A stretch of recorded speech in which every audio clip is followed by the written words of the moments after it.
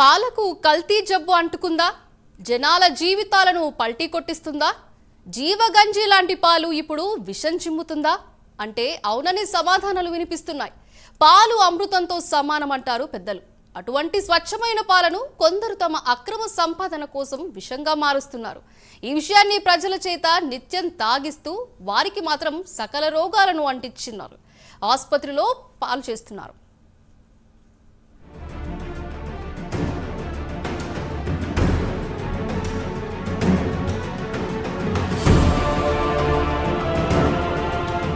అది పాల రూపంలో ఉండే విషయం. ఆ విషయం వింటేనే ఒళ్ళు జలధరిస్తుంది.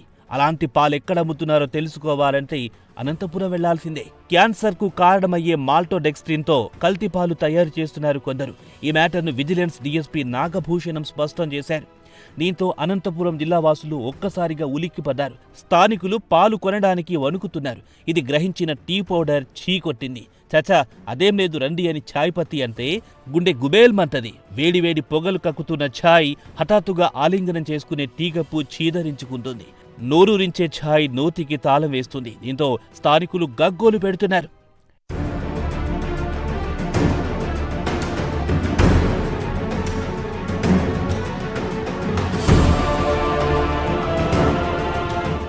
మన అవసరాలకు తగ్గట్టుగా ఉత్పత్తి లేకపోవడంతో కొందరు అక్రమార్కులు కల్తీకి తెరలేపుతున్నారు. విక్రయదారులు చాలా చోట్ల పాలల్లో నీళ్లు కలిపి ఆడింది ఆట పాడింది పాటగా మారింది. ఇదిలా ఉంటే కొందరు ఏకంగా కల్తీ పాలనే తయారు చేస్తున్నారు. డబ్బు సంపాదించాలనే ఆశతో లీటర్ పాలుకు లీటర్ల నీళ్లు కలిపి అమ్ముతున్నారు.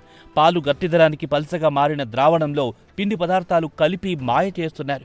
కొవ్వు శాతం ఉండేలా పామాయిల్ లేదంటే ఇతర నూనెలను కలిపి తయారు చేసి ప్రజలకు విక్రయిస్తున్నారు. దీనిపై అవగాహన లేని జనాలు కల్తీ పాలను త్రాగుతూ అనారోగ్యం బారిన పడుతున్నారు. ఉమ్మడి అనంతపురం జిల్లా రాప్తాడు మండలం బండమీదిపల్లిలో కల్తీపాలు తయారీ కేంద్రంపై విజిలెన్స్, ఆహార భద్రతా అధికారులు దాడులు జరిపారు. అక్కడ మాల్టోడెక్స్ట్రిన్ పాలలో కలుపుతున్నట్టు గుర్తించారు. రీసెంట్ గా మాకు 20 days బ్యాక్ ఇన్ఫర్మేషన్ వస్తే దీన్ని వర్కౌట్ చేశాం. ఎక్కడ జరుగుతుంది, ఎట్లా జరుగుతూ ఉంది అని.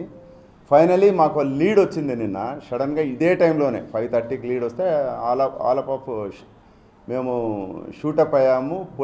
బండమీదపల్లి అనే విలేజ్కి వెళ్ళాము. అక్కడ 3-4 ప్లేసెస్లో జరుగుతూ ఉంది ఇది.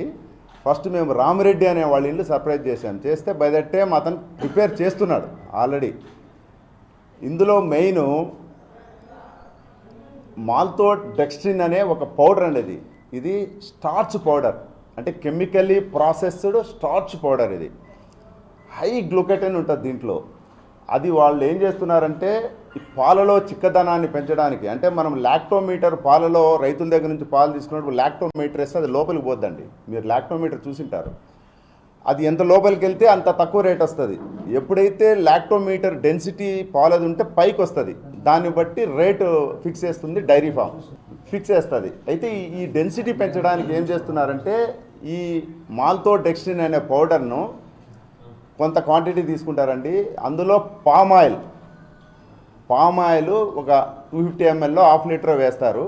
దానికి సాల్ట్ మిక్స్ చేస్తారు. తర్వాత 1 లీటర్ ఆఫ్ మిల్క్ తీసుకుంటారు. పల్చని మిల్క్ తీసుకొని గ్రైండర్లో దీన్ని గ్రైండ్ చేస్తారు ఒక 20-25 minutes. అది థిక్ లిక్విడ్గా తయారవుతుంది. తయారైన తర్వాత ఒక 1/2 లీటరు ప్రతి 20 లీటర్స్ క్యాన్కు ఒక 1/2 లీటర్ కలుపుతారు. కలపడం వల్ల ఏమవుతుందంటే ఇది థిక్నెస్ పెరుగుతుంది, అంటే డెన్సిటీ ఆఫ్ మిల్క్ పెరుగుతుంది. దానివల్ల ఏమవుతుంది, రైతు దగ్గర వాడు 30 రూపాయలు కొంటే ఎవడైతే ఈ వెండర్ ఉన్నాడో, ట్రేడర్ ఉన్నాడో, అంటే డైరీకి సప్లై చేసేవాడు, వాడికి ఒక 10 రూపాయలు ఎక్స్ట్రా వస్తుంది 1 లీటర్ పైన. ఇది గత సంవత్సరాలుగా అండి, ఇప్పుడు కాదు.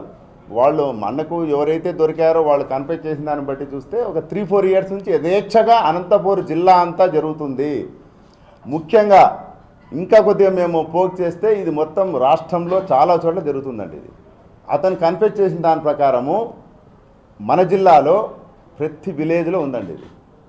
దీంట్లో సాడ్ థింగ్ ఏమంటే ఏదైతే ఈ అడల్టరేటెడ్ మిల్క్ తయారు చేశారో అది వాడు డైరెక్ట్గా కలెక్ట్ చేసి ప్రజలకు, అంటే ఫ్యామిలీస్ డిస్ట్రిబ్యూట్ చేయడం లేదండి, డైరీకి ఇచ్చేస్తున్నాడు డైరెక్ట్గా.